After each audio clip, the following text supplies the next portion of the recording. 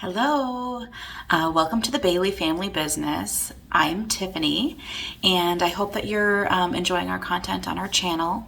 If you do, if you like this video, I hope that you'll just like and subscribe to our channel so that you can keep informed of what we have coming out and we can keep the videos coming. So today I wanted to talk to you a little bit about the 5 things that I have been looking at as I've been doing product research for my Amazon FBA business.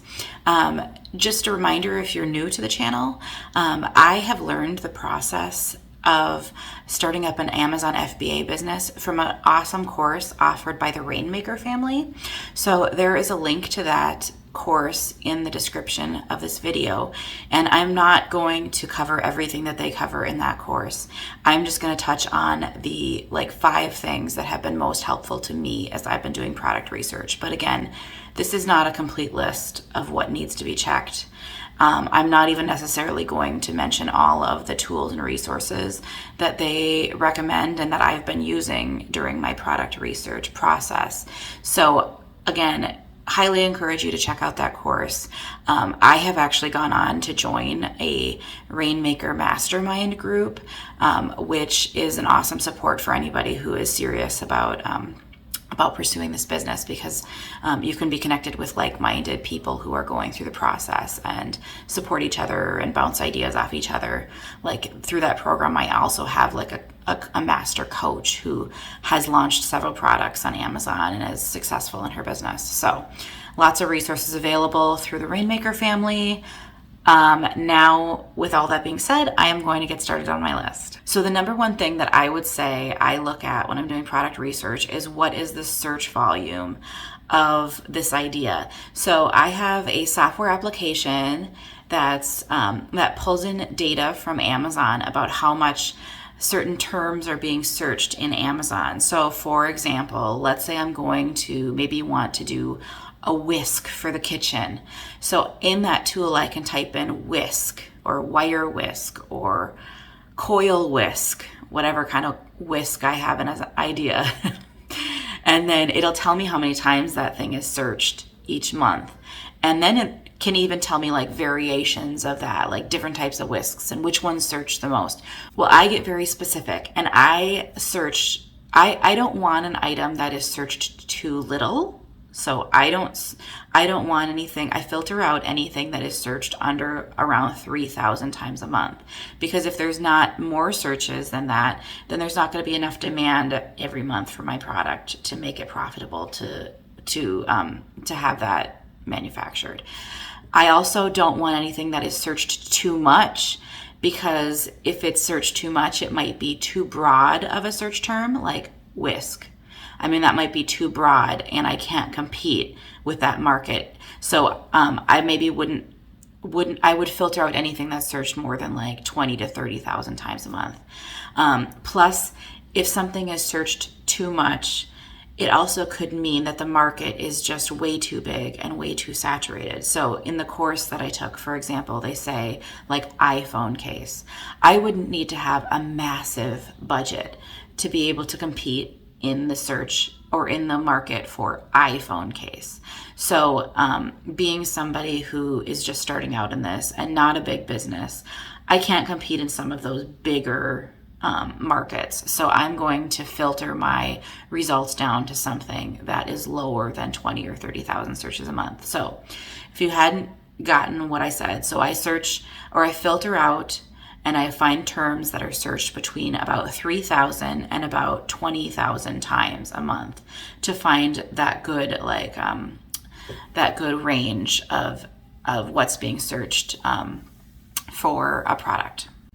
So the second thing I look at while doing product research for my Amazon FBA business is I look at the number of competing products. So for example, I'm going to pull back my wire whisk example, and I would maybe see how many wire whisks are already available on Amazon. And again, this is something that I get from my software tool. So I don't want to have a bunch of competing products, because then there's just too much competition in that area. So I might look for something that's under like 500 competing products. Even lower is better. Like the lower you can get, the better. However, you want to make sure that you maintain those like high search volume numbers. So yeah, so like if you know that something's being searched a good amount of times a month, and you know that there's few competing products, well, that means that the sales will be spread out over fewer products and over fewer competing products, and there will be higher sales per product. So that is the second thing that I look at. So the third thing I look at is how many units the sellers are selling per month. So specifically, we look at the first page of the listings, but also I have really enjoyed looking at, in my software application, I can filter by who has released the most recently. So which products have been added to Amazon most recently. And I like to filter it so that it shows the newest products first. And then I see how many units those new products are selling for per month too, so that I get a gauge of how many I might sell if I am just launching into the market. And, you know, like it's great to see how many the page one people are selling. And, you know, maybe they're selling 1,000 units a month. But if the new guy or new gal is selling, you know, 300 units a month, I maybe feel pretty good about that too. So it's maybe, you know, like I like to look at both of those numbers. I like to filter it by who's the newest seller and how many they're selling a month. And then I also filter it by the page one sellers and see how many they're selling a month. So using that, I can get a gauge of how many I might sell a month, and knowing how many units I might sell a month helps me figure out how much I would need to invest in inventory. It also helps me get a number on like how much revenue I might generate a month on that product.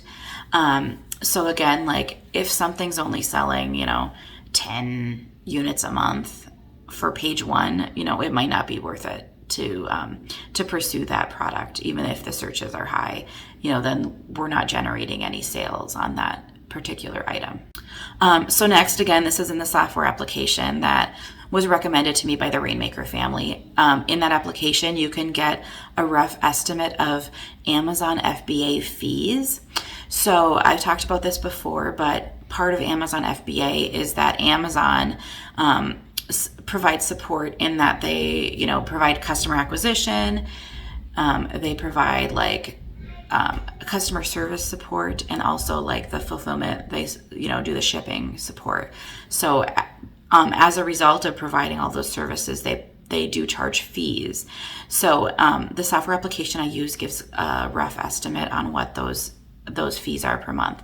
And, you know, like you can subtract those off of your retail price to figure out like how much extra room you have for doing the sourcing, and then also for, you know, what you're going to have as profit after all of your fees and all of your sourcing costs. So I look at those FBA fees to see kind of like how they're priced out compared to the retail value of that item. So, and just, I should probably do a whole video on FBA fees sometime, because there's all sorts of information and all sorts of data that goes into how those fees are broken down. So anyway, it like translates to how big the item is, what kind of box they need to fit it in. There's like warehouse fees. There's all sorts of different things. So anyway, I'm not going to get into all of that right now, but this step is about how I look in the software application to see what those estimated FBA fees are, to figure out how much of a difference there is between that and the retail price. Okay, so then the final thing that I look at is I go into a different application. Lately, I've just been using Alibaba.com. And I go in there and I do a quick search on whatever the product is that I'm looking at, and then I kind of figure out roughly how much it might cost me to source that specific product.